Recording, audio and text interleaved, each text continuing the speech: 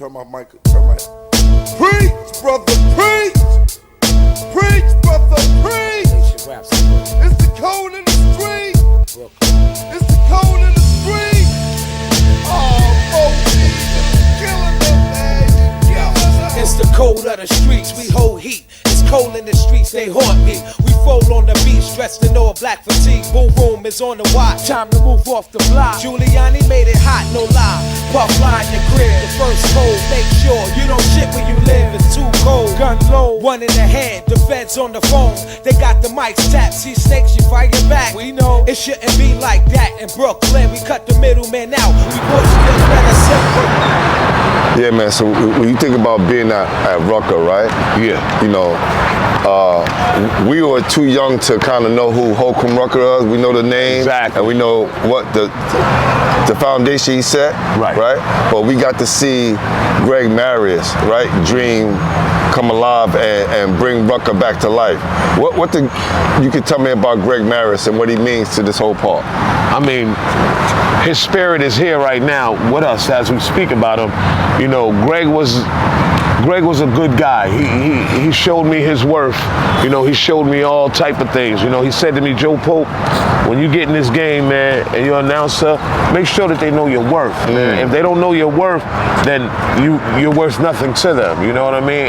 And always give it your all. You know, when it could be 7 people in the crowd, if you make all 7 of them enjoy that game, you never know who one of them might be.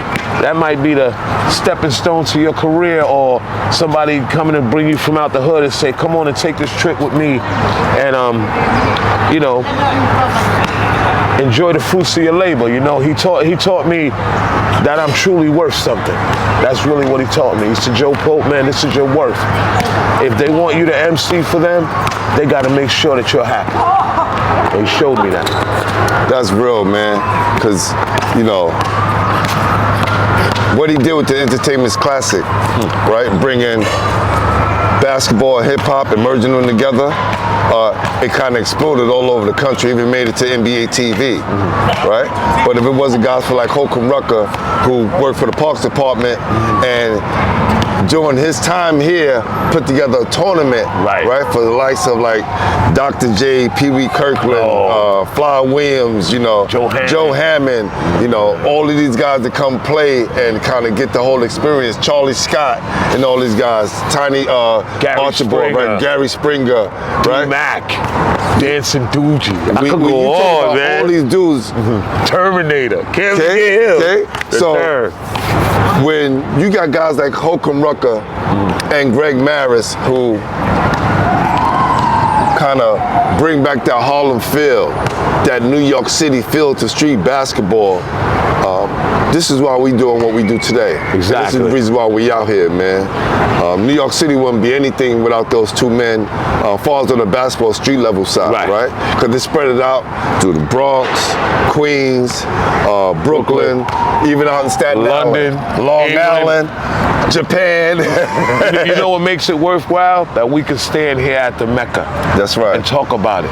You know, me and you really could talk about some things that transpired in this park when it came to Kobe coming, it came to Allen Iverson, AI coming, Kevin Durant, KD, Steve Francis, like up close and personal, you know. And I want to give a shout out too, man, for someone who's keeping Greg's dream alive is my man Gusto. You know, I want to shout out Gusto, my man Rel, Porter, EJ, Hannibal, Booby Smooth, Duke Tango, Tango and Cash, those guys. If it wasn't for certain guys that I named, I wouldn't even have this opportunity to be where I'm at with it and run with it and try to make a career out of it. You know what I mean? You know, so when we're here at Rucker Park, man, it feel like I'm walking on gold, man. This is the golden era of street ball. This place is based on that. This is the Mecca, baby. Facts. No doubt. My brother. Hey, listen, as we always say, If you can do it in New York City, you can do it anywhere. That's right. And since you're here on Basketball Heads Live, just let you know we are still the official home of New York City basketball. My brother. He said street ball. Let me grab it. Ready?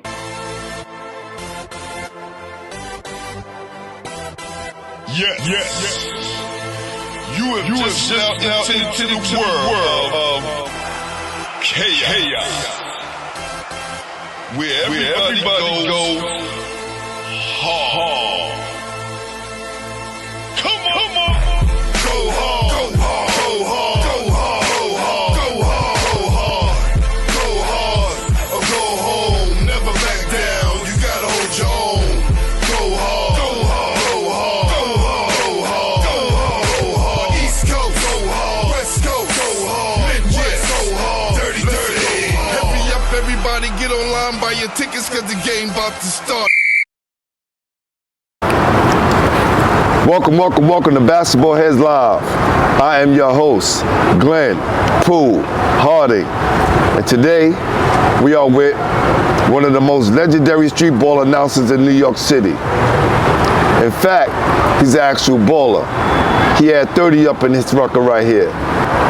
And go figure, he started his street ball announcing days at the Watson Classic Basketball Tournament up in the BX.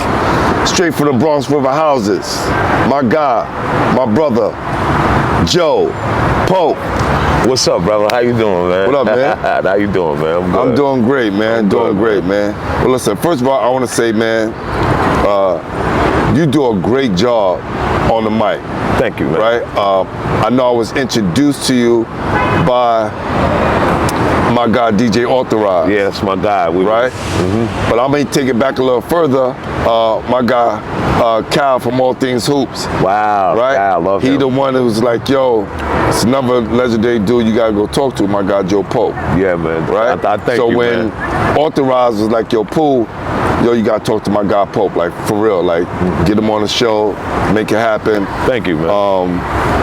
This is why we're here today, brother. Appreciate that, brother. You know, of course, I had to come check out your work first. Oh yeah, You know what I'm saying? Hey, look, you gotta test the merchandise. You know, I get that, man. That's important. No doubt. You know. So I always ask everybody, man, who introduced you to the game? A guy I grew up in. Well, I'll tell you this much. I grew up in Bronx River Projects, and we had a community center.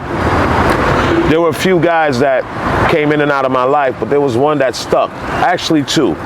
A guy named Butch Perkins, Carlos Butch Perkins, he ran the community center in my neighborhood, and you know, he put together teams, and he would bring like older guys to play against us just to show us that we weren't that good or how good we could be if we would just listen, you know. And also, you may know him too, and he took me off the streets, you know, because when you're young and you know you live in the projects, you know, we always want more, but we don't know more.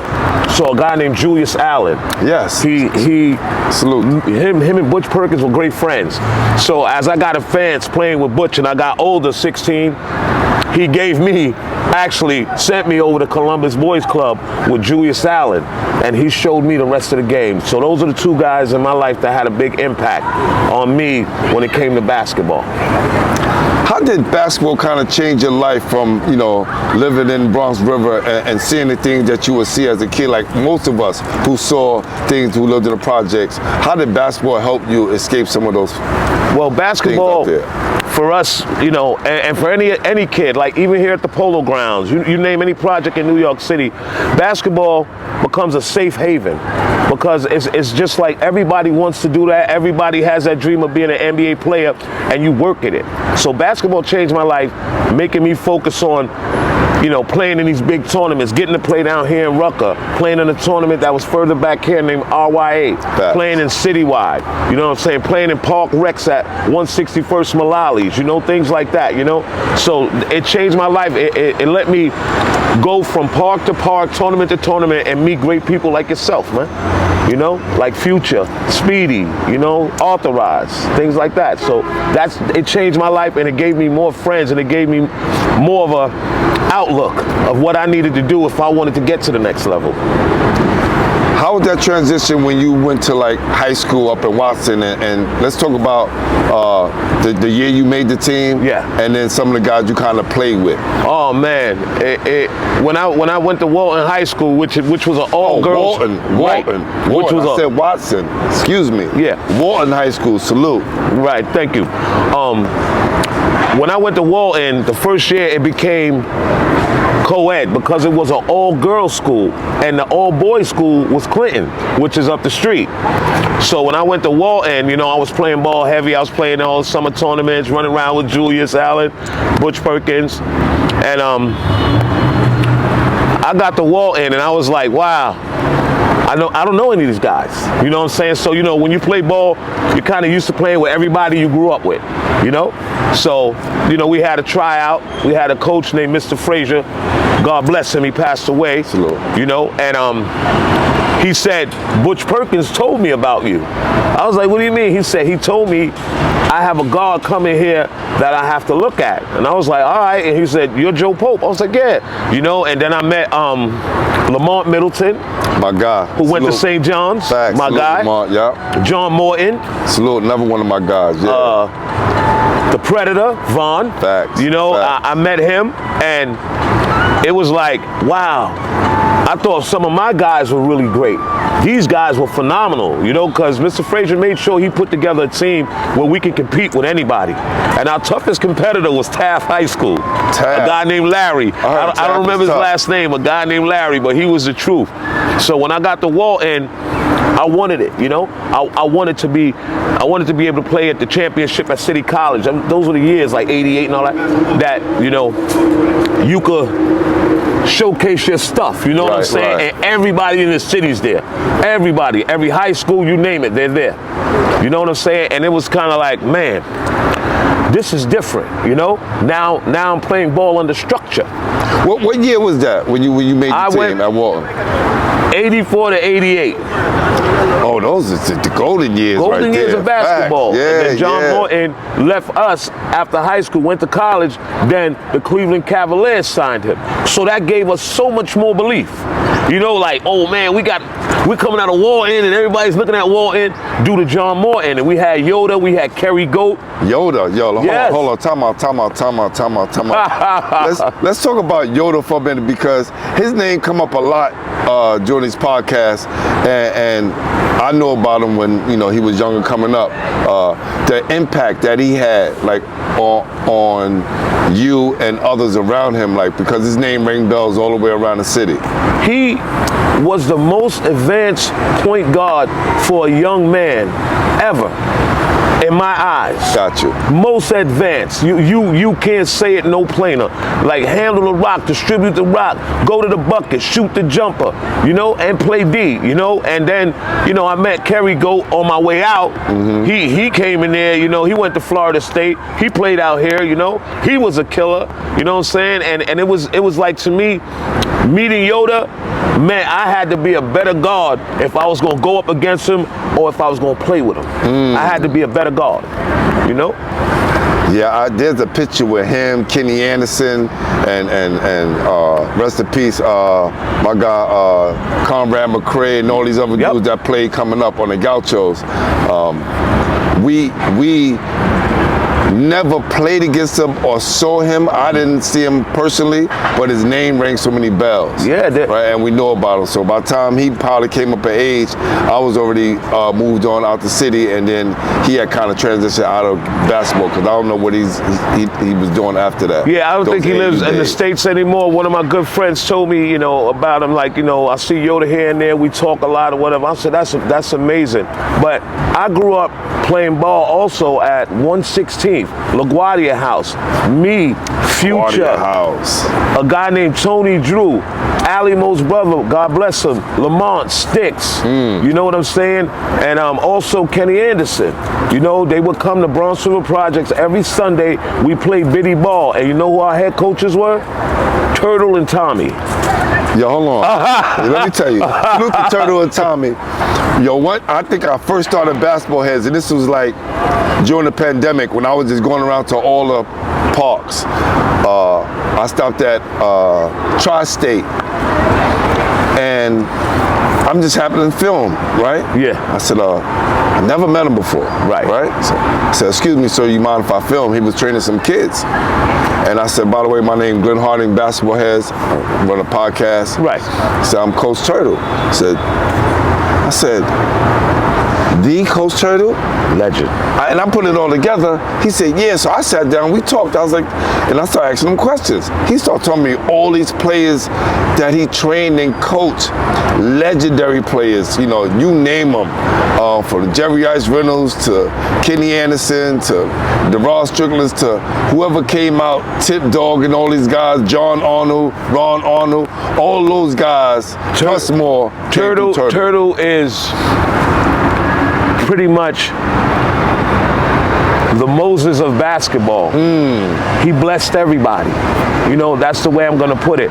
When I played with him and he'd come to Bronx River, it was him, a guy named Sheeb, and Tommy. Tommy Swinton was his name. And he would bring out young guys from Harlem. We're from the Bronx. Harlem was more advanced than us in basketball. I'm just gonna share that with you coming up as a kid, because that's what they did.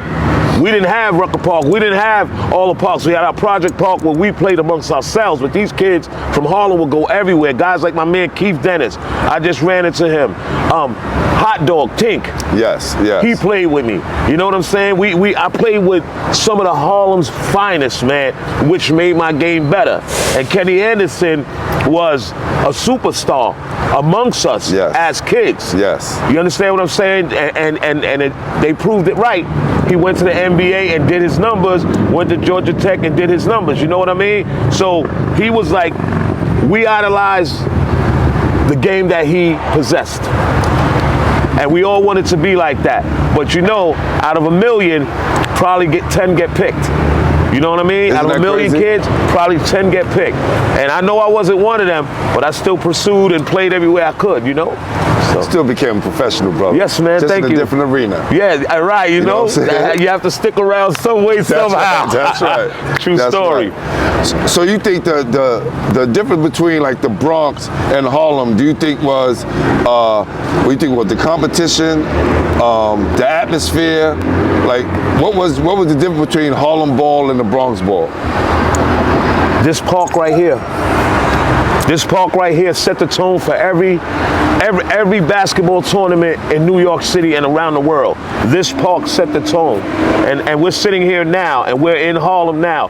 If it wasn't for this park, if it wasn't for Mr. Rucker doing what he did, a lot of us would have failed in life because we had nothing to look forward to. And basically, it was our safe haven. Facts. You get out of school, you throw your book bag on the bleachers, I got next, or put me down, or you shoot to see who's going to play, you know what I'm saying? If it wasn't for Rucker Park doing what it did, a lot of us would have failed in life because that's all we had to look forward to at times,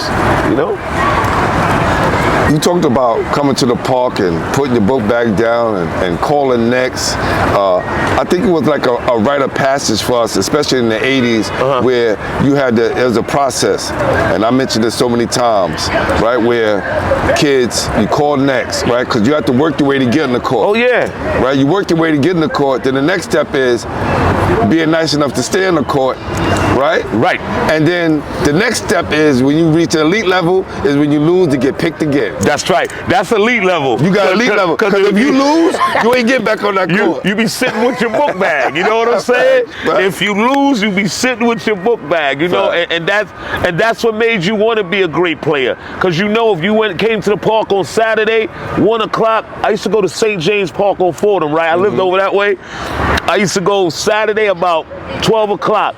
Everybody from every neighborhood around there would come to that park. And I was good at that time. I had my boys I brought with me, and we did it, Right. We get out there, start the game 1:30, don't get off the court till 7.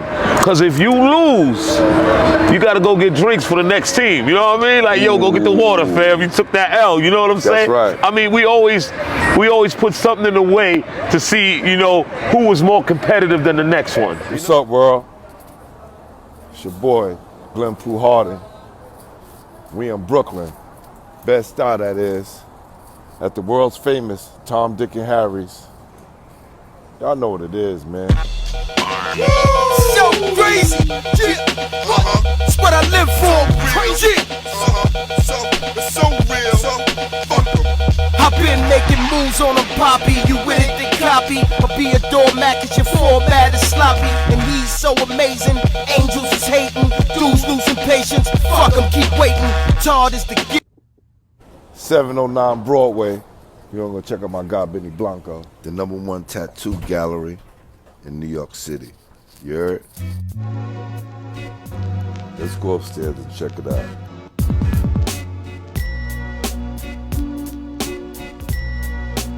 Vintage art everywhere. Vintage toys, vintage games. Look at that. That Pac-Man right here. Locked and loaded. Y'all come through. Y'all know what it is. Shadow Gallery 718. It's your boy Glenn Pooh Harding. Basketball Heads. Back at you. Peace. And that's part of ball too right there. That's crazy, right? You talking about New York City. This is why we want to shoot live in the city to get the essence of New York City. Right. Right? Salute to Mano playing in the background. You hear that? But, you know, so we starting to find out that you played a lot of basketball. Yeah. Right? So when we jump ahead a little later and talk about the street ball, now so I see how it all plays a part, right? Right. You kind of live this, you breathe this, right? You know the essence of New York City basketball, right? Because you was a part of it. Yes. You know what I'm saying? Let's talk about the 80s for a second and the stuff outside of basketball. Okay. Right? As you told me, come from home, mom and dad, and structured household where they kept you out trouble, and ball kept you out of trouble. Let's talk about the 80s in New York City and the crack era, how things was out here. All right, and I really can tell you about that. You know, Bronx River, where I'm from, is a beautiful place. You know, us coming up, we had, like, you know, outside jams in the project. You know, everybody came out, all type of DJs came through, you know, played music, and we lived for that. And then it came a time when drugs was introduced to, you know, the adults, which was the cocaine crack. And I'm just gonna be blunt about it. You know, it changed a lot of households. I watched some of my friends and their mothers and fathers go from sugar to, you understand? Facts. And, I mean, overnight, and it kind of was like no point of return, you know. And then with that being said, comes neglect. You know, I have friends that would come to my house and my mom would cook and feed them because we knew their situation, and vice versa. With everybody, it was kind of like when crack hit our neighborhood, it destroyed us socially and mentally. It destroyed us. There was no turning back. There was no, you know, Miss Carol, could I borrow some sugar? Or, you know, mothers and fathers were absent, in other words. And a lot of kids had to fend for themselves and learn how to take care of themselves and their siblings. So say a mom and dad get hooked on crack and they run off and leave the kids. They got 6 kids and the oldest kid is 10. Do you know how detrimental that is? To our society, as you're not having anybody to help you. We always squabble and complain about single parent homes. Well, at least some of them have one. I've known kids that had nothing. And then the next step is turning to alcohol, turning to weed, and then turning to something stronger to ease the pain. It's all about easing your pain when you go through those things like that. When your parents turn your back on, when your parents turn their back on you, what do you have? Because you're their tape recorder and they're producing stuff to you to let you know this is how life goes, this is the path you need to walk. And like my mom always said, a mother and a father never gonna tell you anything wrong. But when you don't have that, everything that you walk into is a challenge. And there's so many wrong lanes to pass through, you know what I mean? Man, it was such a tough time. I remember being in prep school and my brother write me letters talking about this crack epidemic and how it was everywhere. People was like walking zombies and the crack valves that was all over the street. I didn't know because I was in Maine, so I really couldn't see it. And you were sheltered, and that's a good thing. And when you came back, you realized it. Man, the crack was on the ground like gum was on the ground. Like all these leaves in this park, my man. That's how the crack vials and were. the heroin bags and the heroin needles. I mean, we've been through it all, man. Like, you know, people always say like, oh, you got to get out, you got to get away. Yeah, you do. But this living in the ghetto, living in the projects, living in tenements, prepare you for life. Because it teaches your do's and your don'ts. Facts. And that's honest. If you're not from the project, like they say, a lot of kids go to college, right? Pay all that money to get that degree, and guess what happens? They still come out confused. With us, on the other hand, we see everything firsthand. You feel me, Pooh? Everything firsthand. You know? So, you can't escape what you are born into. You have to learn to cope with it and deal with it. And talking to you off camera, we talked about, we share like some of the same backgrounds as far as, you know, education, as far as, you know, mental health, dealing with people with mental health, right? Do you think that the crack era and the drugs that was permeated our cities had a lot to do with that mental health with kids that we deal with now, the adults? Yes, because, I mean,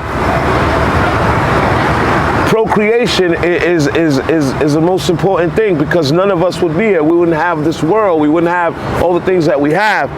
But at the end of the day, when drugs are involved in these situations, nobody can tell you if you're on crack, your baby's gonna be okay. If you're doing heroin, your baby's gonna be okay. And we had a lot of kids that were on, their parents were on crack. And the crazy thing is that they were addicted.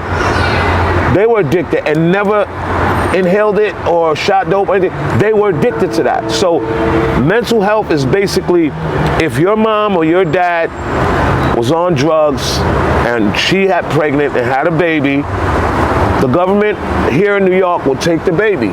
They would test the baby and take your baby. Now, helping them was another thing. You take the baby for what? Because she was on crack, or to help the baby? Which one? Didn't either. They didn't help out. They didn't give you a transition like, okay, we're gonna put you and mom in the program, dad in the program.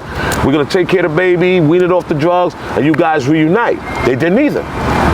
They let it be. They let these kids grow up, and some of them have bad malfunctions. And you know what I mean when I say that? I mean mental health state and very aggressive, very impatient, ADHD, whatever you call it. Yeah. You know, they have that. I mean, like, I'm just saying, like I said, I worked for Idelson. I had big time one-on-one, you know, kids that had issues, mental health issues that I had to deal with for years that I worked. And I learned that the biggest problem that we have is not listening to these kids. That's our biggest problem. Because we feel, sometimes as an adult, you feel like you've been there, you know it all. No, some of them have been through so many things that we can't even imagine. They come from homes where they're molested. They come from homes where they're not bathing. They haven't eaten in 3 weeks. They come from homes where they're totally abused. You know, some of us never had to walk that path. You know, my mom, they took care of me. Your mom took care of you. That's why we're sitting here trying to figure out where everything went wrong at, and no one's to blame. It's just what's in front of you. You absorb to. You know, like I said to all these little kids, you guys don't watch the bad guys, because kids are human tape recorders. Once they see something, they think it's it. You know what I mean? It has to be more avenues for them to understand that life is more nourishing than just shooting a basketball, just hanging out in the projects. I travel with N1. I've been around the world. You know, I've seen everything, you know? I can only tell them my experience and push them to see if they want to do something like that. But it all boils down to us having a better understanding of the people that we look down on are just like us. We're all in the same boat, you know what I mean? And it's all according to who's rowing it. Man, couldn't have said it better myself, man. You know? And that's a great transition as far as you dealing with N1 and traveling the world. Let's talk about how you got into street ball announcing. All right. How did that come about? This is a good one. So I have a friend named AB, and I have a friend named Lee Green from Watson. One day I walked up to Watson Park from Bronx River, and the park was packed. You know, they had a mic and everything, and my boy R.A. from Bronxdale, shouts to R.A., he was doing the mic. And you know, my man was like, yo, Joe, you funny, get on the mic, do this. So I was like, you know what, why not? You know, so they gave me the mic, and I did it, and I kind of always wanted to be like Dick Vitale. Ooh, like Dick Vitale, you know, he's one of the greatest ever. Yes, yeah. Because he'll call a game, he'll tell you where they're from, and he'll tell you if you're doing something wrong on the court. And when Dick Vitale talked about you, you became someone. That was the stamp. That's the stamp of approval. And then he said, he handles the rock, baby. You know what I'm saying? PTP, pound top player. You know, and I did it, you know, for like 10 years with them. You know, every summer we didn't have no big finances. Sometimes Lee did what he could do. You know, AB did what he could do. You know, but it wasn't really based on the dollar. It was based on us bringing our community together, because where I'm from, Watson was the melting pot.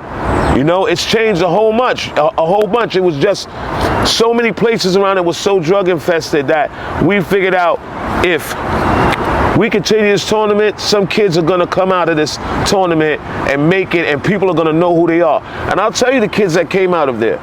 Kimber Walker. Kenny Satterfield. Okay. You Talk know? that talk. Yeah, Corey Fisher. I mean, they even brought Joakim Noah out there. He was in his prime doing his thing. They brought Joakim Noah, Ron Artest, World Meta Peace. He even came out. It got so good. No lie. This is no lie. This is when I knew that we had something special. God bless him. Greg Maris would come up to Watson and sit in a chair like this under the basket and watch the game. He's the first person to ever tell me my worth as an announcer. He said, don't let nobody get over on you. Always let them know your worth. And better yet, when you get on the court, show them your worth. He wanted me to come here, you know, but I just felt like I don't want to step on no toes. Some of these guys have been here forever, and you know, if I intervene, they might lose their chance. So I would come and do certain things for him, like the Trayvon Martin thing, you know. Gusto show me love. I get on the mic with EJ and all that. But I've never been an MC to walk into a park knowing that I'm good at what I do and try to overshine some guys that's trying to make their way, because that's not fair. I wouldn't want anyone to do that to me. No one. You know what I'm saying? So it was more or less like, man, Watson gave me a chance to be who I am. You know, even if it was to people like, oh, you just talking trash in the park and all that, it took me far. You know, it gave me a home. It gave me a life. It gave me time to understand what it is to be a man and look out for your kids when you make some kind of money. You know what I'm saying? So street ball raised me to be a better man because I love it so much. That's real. And salute to Watson, this year's New York versus New York champs. All right, I want to give a big salute to the whole Watson coaching staff. That's right. And they pulled off something big this year. That's right. And I want to give a big shout out to a good friend of mine. He's my brother. I love him. His name is Gilly. You know Gilly. That's my boy right there. You know what I mean? You know, he does Watson now, and he always says, "I learned from you, Joe. I watched you. I watched how you talk and how you move." He's the only guy that can use every line I ever created. The rest of you guys, you got to pay. Shoot out some of your lines so the people know. And this is Joe Post. So you hear anybody else saying them, you already know. All right, when you go to the free throw line and the game's on the line and you got to hit these free throws, my first line is to you: breathe in, breathe out, then your knees, and follow through. And if you can listen to that every time you go to the free throw line, that's a bucket. Then I had another one. You know how they go one-on-one, right? They go mano-a-mano, they clear it out.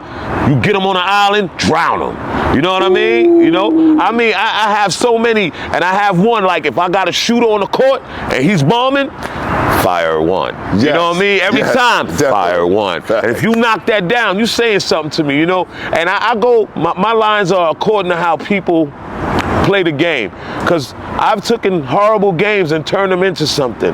There's a young guy, we're good friends, his name is Damu. He came up strong now. Like right now, Damu is superior to me. He can play the game, he's getting up there in age, but he's very smart. I remember when no one really believed in him at Dykeman. I used to call him Taliban because he had the beard. One day he came up against a tough team and he pulled it off. That's when I knew that kid was going to be something. Big shout to my man Damu. He knows who I'm talking about, you know? How did Dykeman change your perspective and give you the platform that you needed to springboard to the next level? Dykeman, man. Salute to Kenny, man. Yeah, Kenny big Stevens. shout out to Kenny, everybody up there. Love is love. Dykeman opened many doors for me because when I went to Dykeman, Nike was involved. So Nike would take me to everything. I used to do World Basketball Fest. I did it here the first year by myself. Then they took me to Washington, D.C. to an armory. I did it there all by myself. I mean, everybody got a co-partner. That's dope. I mean, I did it all by myself. Every game that was played, I did it alone. So Dykeman opened the door for me to get to the next level, make it to the University of North Carolina. I used to do NCCU, North Carolina Central. It got me there. It got me so many places that, I'm very thankful for, Kenny opening the door for me, you know what I mean? And I have no animosity about anything. All I'm just saying is sometime in life, my mom told me, she said, you love Dykeman. You've been there for many years, Joe. I got hurt there. I don't know if you know the story. I got shot. It was shootout, somebody shot. I got hit. And I was in the hospital. Man, sorry to hear that, bro. Yeah, it's okay, and me speaking on that is me saying I'm not angry at anybody because it was nobody's fault. You know what I'm saying? It wasn't my fault. It wasn't, it just happened, random. New York is a random place. I got shot up there, and I went to the hospital. My mom came, took everything I needed to take care of. But what I learned from that, and my mom said to me, she says, Joe, you've been at Dykeman for almost 8 years. And if this would have never happened, you would have never left. So she said to me, sometime God will show you in a harsh way that it's time to go. It's time to move on. And that's exactly what happened. I moved on, and then I went down to Miami Pro League with DJ Authorized. My man Anton Mershon, Bernard, they sent me down there to Miami after I got hurt that next summer. And I did that, for like 5 years, and I had to learn how to walk again. Because when I got shot, I had drop foot. And, I'll be honest with you, I've never talked to anybody about this, but I was depressed for a while, and like they say, sometimes you have to turn to your mother or your father for that nurturing to build you back up again, because that's what they're there for, So my mom put me back together and said, there's bigger things out there, because when one door closed, another opens. So I did Miami Pro.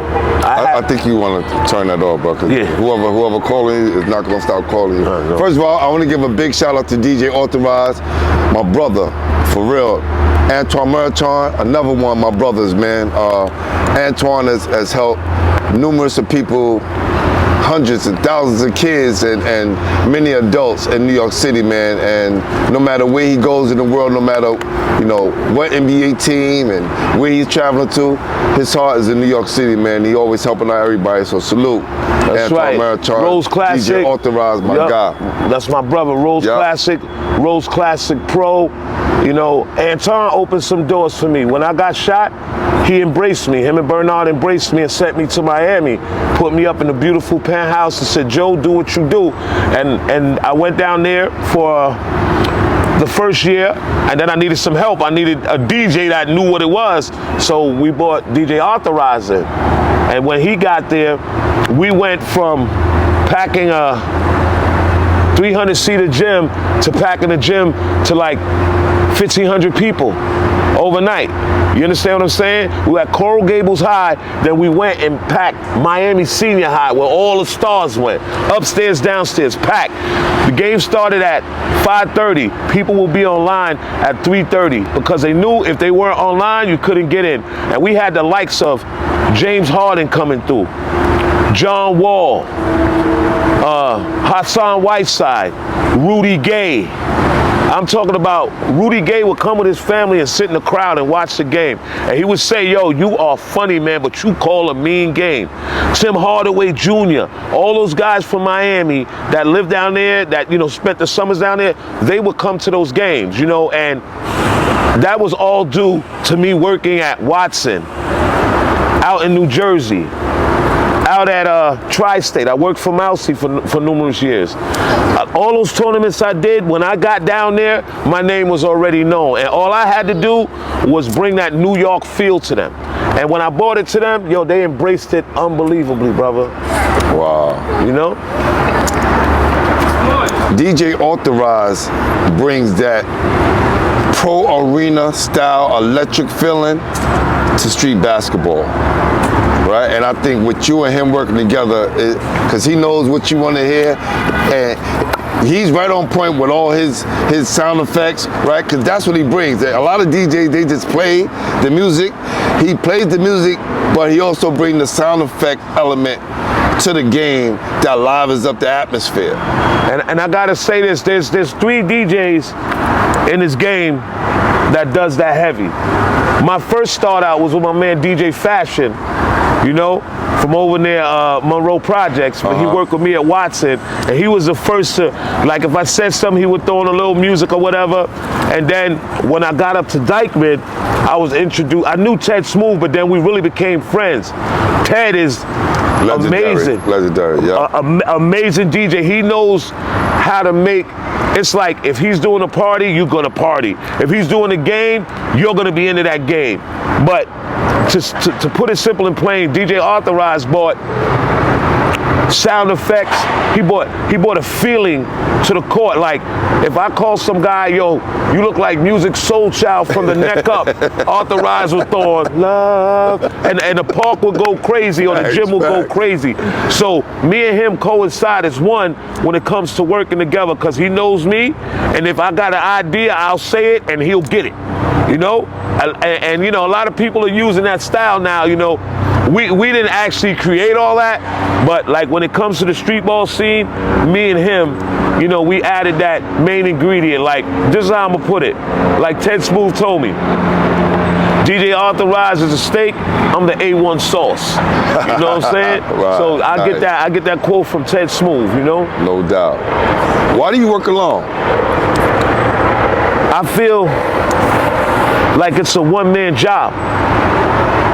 I'm this guy. If I'm doing a game, I know all the team's names on this side that I gave them, and vice versa. And if I work with somebody else, they may slow my pace up. Got you. You know, it's about pace. Now, if I got somebody that was on point with me, and we could do this back and forth, then I'll work with them. But you can't share a gift with anybody else that you were given. What have you been doing lately? Because you know, I know you had the City Pro League that you do, right? And now you got the City is Mine. Right. All right. Let's talk about that. All right. Nike Pro-Am. You know, that's amazing. We're out at LIU. Yep. You came out and rocked with me this summer. You know, and the crazy thing is, high school right now is what it is right now. Salute. There's right. some pro leagues that are still breathing, but Nike Pro City is a major one that still has a pulse. And to be a part of that, and to see pros come, you know, like the young guy Bones, yes, you know, he comes out, you know, we had numerous guys that went to the NBA that came out. Kyle Anderson pulled up, played with us, you know, and you know, Pro City gives these kids that come out of high school and go to college, and when they come home for the summer, Pro League is where they come to keep in shape and get their workout on. You know what I mean? And you know, it's pretty much like, if there's no Pro City, there's no next level for these kids. Because you can't play high school ball at Rucker Park and college league forever. You want to go where, you know, you make a name for yourself, just like Future's son, Jalen. You know, he played out here. He played, won him a championship at school. You know what I mean? And he came to Pro City this summer. I got him on a team called International Grind, and they won. So this kid is just like, we can't help everybody win, but if you're a winner, this kid's a winner. He played with them, he did his part, we talked, he would say, yo, Joe, I would tell him this is what you need to do to win, to get to the next level. He did it on his own, but little pieces of advice is what make a player a player. He got game too. Yes, he does, man. Yes, he does. He's gonna be phenomenal, but he has to want it more than anybody else, and he has that aspect in his life, you know? And y'all bring the street ball aspect in the gym. We have so to. That's the difference. We have to. That's the difference. We have to. You know why we have to? Because street ball is street ball. You could have 1 million tournaments, but you set foot here in this legendary playground from June to August, that's street ball. And that's something we created. That's something that runs in our blood, in our veins. And like I said, there's a lot of people who absorb this from us and then turn out to be poverty pimps. And that's honest, you know? Like culture vultures, you know, you guys want a piece of the pie with us. Talk that talk. You want a piece of the pie, but you didn't come to the pie maker. You didn't ask us, you guys step in. I say no names because that's unfair. But there's a lot of people who want a piece of what we built, what we put our sweat, blood, and tears into, and take it and make it commercial for their benefit, and never turn around and give back. And if they do give back, it's peanuts. Right. You know, you've got millions of views. Millions, you're making great money.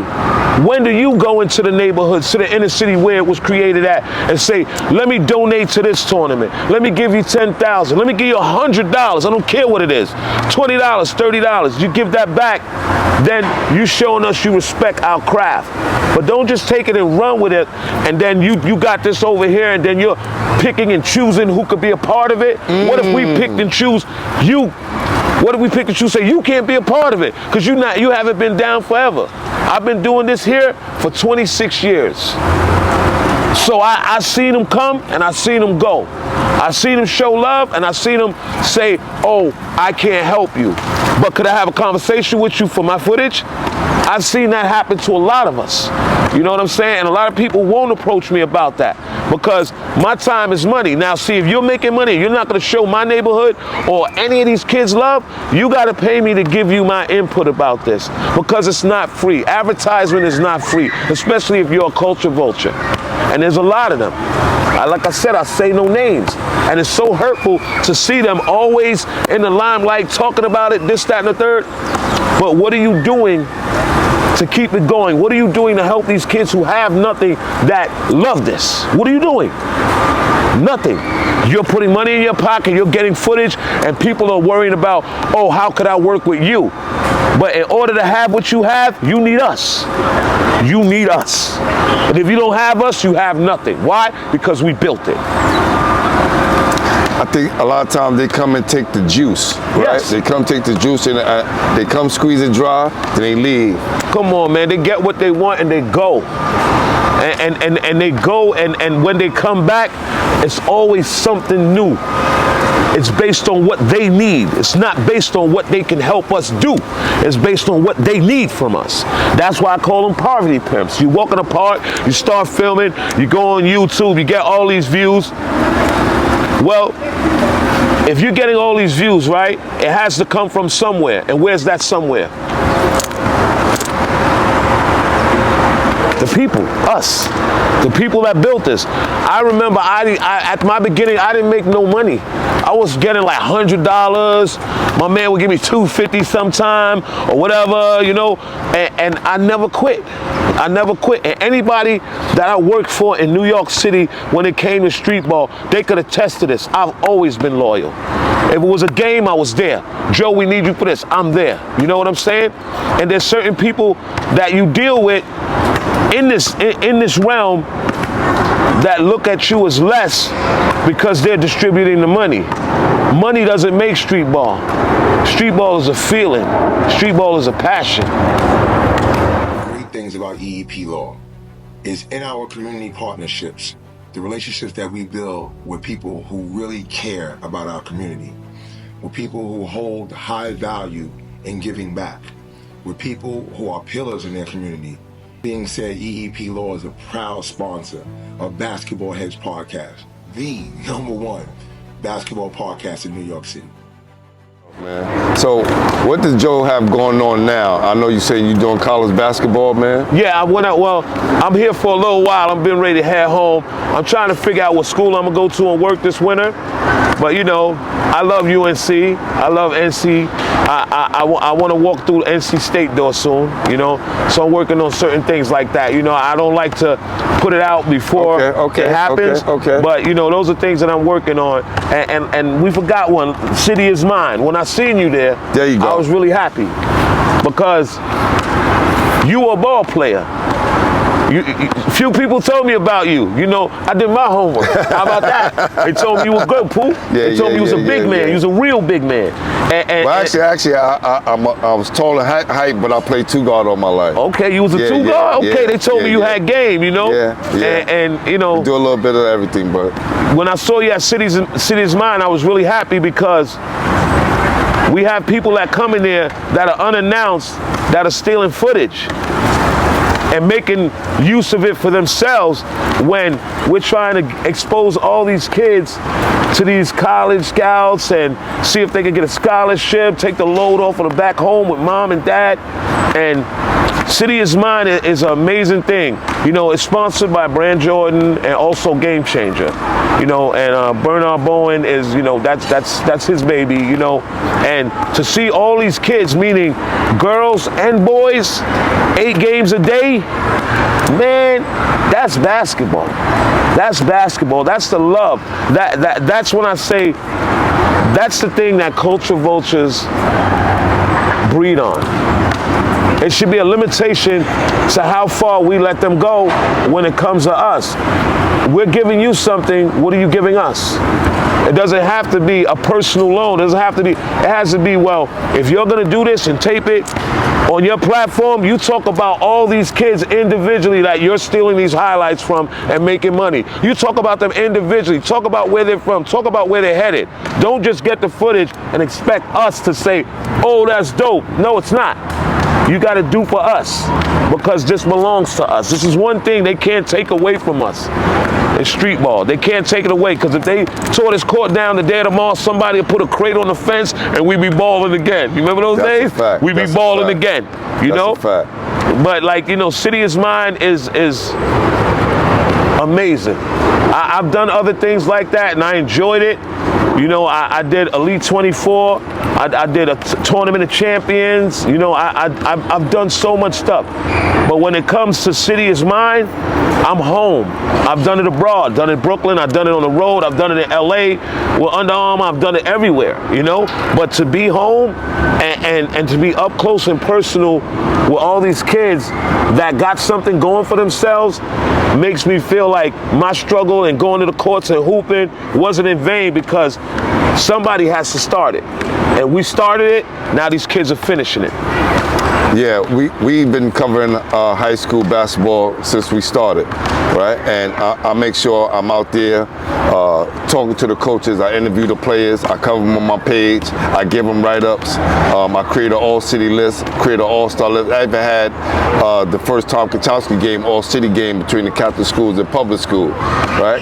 I told you I don't really do pro-am. Like, my thing is high school ball. Right. So what Rucker was for like the pro-am, Brevoort in Brooklyn was for high school. So I always kind of carried that tradition in doing that. So, and me and my partner Fi, this season we've been doing like what we say, the hard knocks, you know, hard knocks in football. Right. We've been doing that for the public and Catholic school league. Wow. So we go and do their workouts in preseason. We mic up the coaches, we interview them, and we let them rock, right? So we getting the live footage and we getting the different styles of the coaches. So people understand New York City basketball as a whole. Right. Right? Not just from the street ball summer league aspect of it, but from the high school aspect of it. Right. And we highlighting these players, we interviewing them, and we also giving them practice so when they get in college, they know how to talk on the microphone and in front of the camera. You know what I'm saying? And like I said, me and you need to sit down together and put something together because my goal is this. if I had the time, I travel so much because I just signed with a new tour called Court Kings.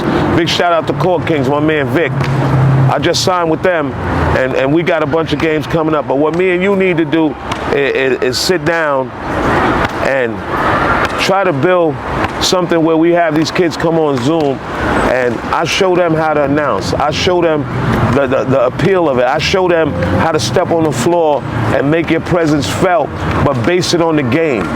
You know, talk about the game. You know, call the plays. Call. How should I put it? Like when I'm on the mic, people say to me, "Yo, Joe Pope, man, you know what's crazy? I never knew what a crossover was." And I tell them, you know, a step back, a spin move, a up and under. You know, I showed people what that was. 'Cause a lot of people don't know. People will go to the Knicks game and be like, what was that call? You know what I'm saying? Traveling, and they'll ref for make a gesture, you know what I mean? And people like, what did he say? And being a basketball player, you know that. You know what I mean? So that's what me and you need to do. We need to sit down and start a small program, even if we run it for like 3 months and have kids log on and have them watch footage. And if you want to be an announcer, if you want to learn about communications, we can show them. You know, we have them do some tasks. Matter of fact, pull up a game at your home on YouTube, cut down the volume and call that game and send it to me. No doubt. You know what I'm saying? Well, not only we had the basketball podcast where we interview the legends like yourself, we have a high school podcast as well. So I do it with my guy Brian Rankert. Okay. He's one of the top sports writers for high school. Dope. In New York, period. The whole state. So maybe we could do that, bring you on, and then also put it out there, make a flyer to where if kids want to know how to be street ball announcers or announcers in high school games. Right. Because we need more of that. We don't have a lot of that. Listen, man, I just wish somebody would sit down and say, you know, if I had the means, I would sit down and put together probably like an agency where all the street ball announcers will be a part of that agency, make a stipend for the summer, make a stipend for the winter, and then move them around the whole New York City. Let everybody, every tournament, get a piece of these MCs. Ooh. You know, have an agency where somebody is concerned about us. You know, street ball announcers, you know, if you're good, you get what you get. But there's some that are so great and we're treated like a player, like, you know, just a street ball player. No, without us, street ball is just a basketball game, just a pickup game without us. You know what I mean? Like the MCs from here, you know? So do you think like it's relatively a New York thing? Like, because you don't see a lot of states and cities, well, a lot of them copy the formula, but it started here, right, in New York City, right? Because even I can say when we talk about street ball announcing, more or less started in Harlem because we didn't have it in Brooklyn. Right. There's a lot of guys like it's just starting to pick up now. Bobito, Hannibal, you know, who else should I say? Jose, Cha-Ching, Jaden, my Tango and Cash, Tango and Cash, my man, Keyshawn. You know, he worked with me at Watson, does on the Hill, you know, tournament, you know, top of the hill tournament, right near Saquon. You know, like there's a lot of MCs that have that knack, and people don't really embrace that because when you go to a street ball game and you don't have an MC, you just have a crowd in the game. You need somebody to let you know what's going on. You need somebody to talk about, this guy's from this college. This guy played here. This is who he is. Just like Smush Parker, he's at City is Mine. No, people know him, they heard the name, but he's the only man in New York City that played alongside Kobe Bryant. Name another one. From street ball, from Fordham University, that played with Kobe Bryant. There's not a player here from New York City that played with Jordan that we know of. You know, Mike had, you know, but I'm saying like now, like we could say that, yo, Smush is available, you could talk to him, you could kick it with him, and he played alongside the Mamba. That's something. That's big. That's bigger than anything to me, you know. Like if I went for the preseason with the Lakers, right, bro, and they cut me, but I got to run practice with him, I'm content with that. You know what I'm saying? I play with the Mamba. Now that's real. That's real. You know? So, you know, street ball is a black man and a black kid's heaven when done right. It's a heaven to us, man. It is, man. People come from all over the world to see what goes on at Rucker Park. You can't go anywhere else to see that. Originality. MC, DJ, and legendary ball players. You know? That's real, man. That's real. Well, look, I think we kind of covered and went full circle, right? And y'all hear the basketballs, right? Because this is the full essence of New York City. We're in the legendary Rucker Park, 155th, up in the Polo Grounds. You got to know the real Joe Pope, one of our own New York City legendary street ball announcers. What can we say? He's doing it his way, like Frank Sinatra. Thank you, Pooh. I appreciate that, man. Appreciate you, man. Don't ever forget, Pooh do what he do. Keep New York alive. We one pulse, man. And if we all stick together, imagine how far we can go, man. Well, we're saying that, we're about to get out of here. Y'all know what it is. Glenn Pooh Harding, Basketball Heads, the #1 basketball podcast in New York City, because we are the official home for New York City basketball. Peace. Yeah. Y'all ready?